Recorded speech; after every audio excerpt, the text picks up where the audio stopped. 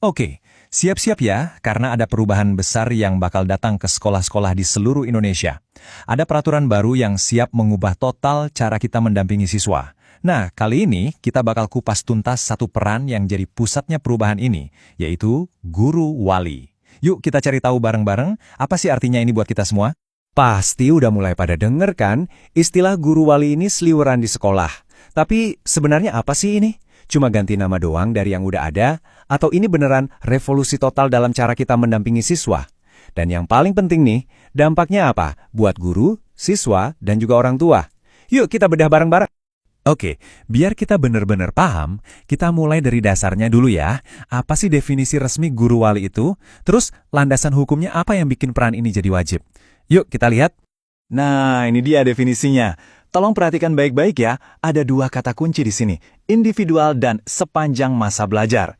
Jadi ini bukan kayak pendampingan biasa yang setahun ganti, bukan. Ini tuh lebih ke hubungan bimbingan satu-satu yang awet dari siswa pertama kali masuk sampai mereka lulus nanti.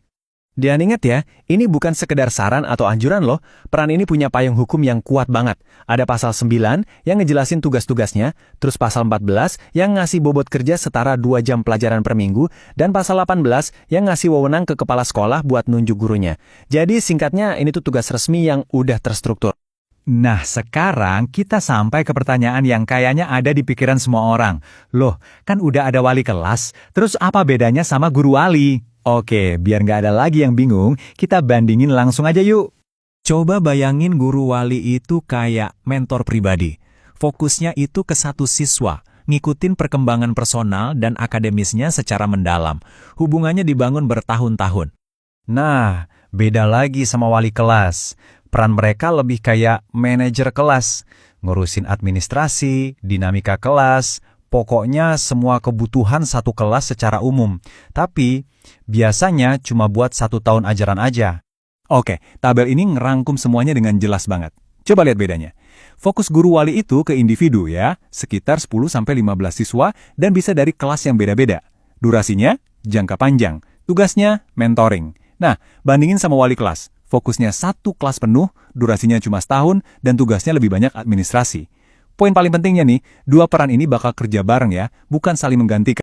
Oke, kita udah tahu nih, mereka itu mentor jangka panjang. Tapi, kerjaan mereka sehari-hari ngapain aja sih? Apa aja tugas inti yang jadi tanggung jawab mereka? Yuk kita bongkar 5 tugas pokoknya. Nah, ini dia jantung dari peran guru wali yang ada di pasal 9 itu. Jadi mereka tuh bukan cuma mantau nilai aja, tapi juga bantu ngembangin kompetensi, kayak cara berpikir kritis, ngebina karakter, dan yang paling penting, jadi jembatan antara siswa, guru lain, sama orang tua. Wah, ini sih pendekatan yang menyeluruh banget ya buat perkembangan siswa. Teorinya kedengeran keren banget kan? Tapi pertanyaannya sekarang, gimana cara nerapinnya di sekolah? Nah, sekarang kita lihat langkah-langkah praktis yang bisa langsung diterapin sekolah buat mulai implementasi guru wali. Prosesnya ternyata sistematis banget loh. Pertama, kumpulin data dulu, total siswa dan total guru. Kedua, hitung rasionya.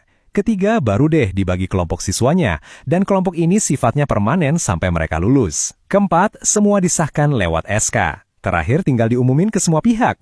5 langkah yang jelas banget dan bisa langsung dieksekusi sama kepala sekolah. Nah, soal rasio tadi, ini contoh gampangnya.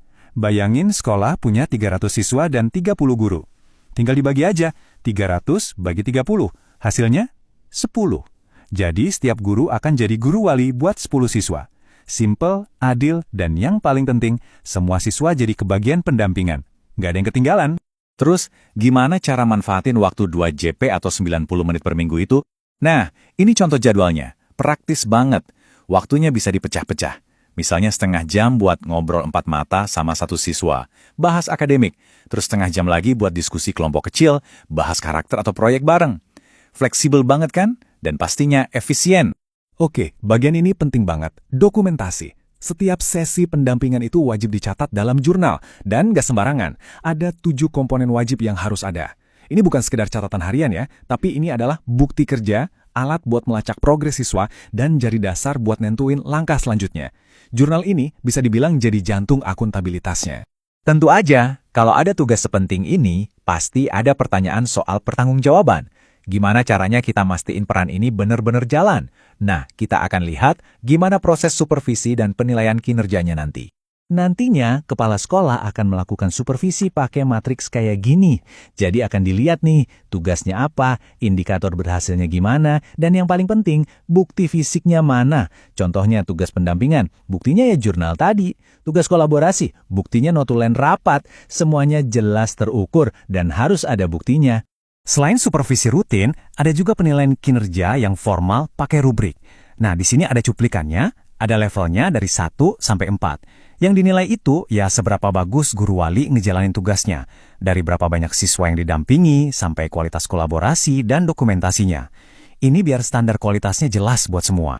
Jadi, kesimpulannya apa? Gini, kalau mau mastiin sekolah Anda siap, ada 3 dokumen wajib yang harus disiapkan. Pertama, SK penugasan. Kedua, jadwal pendampingan. Dan ketiga, yang paling penting, jurnal pendampingan yang diisi rutin. Kalau 3 ini udah ada, berarti sekolah Anda udah di jalur yang tepat.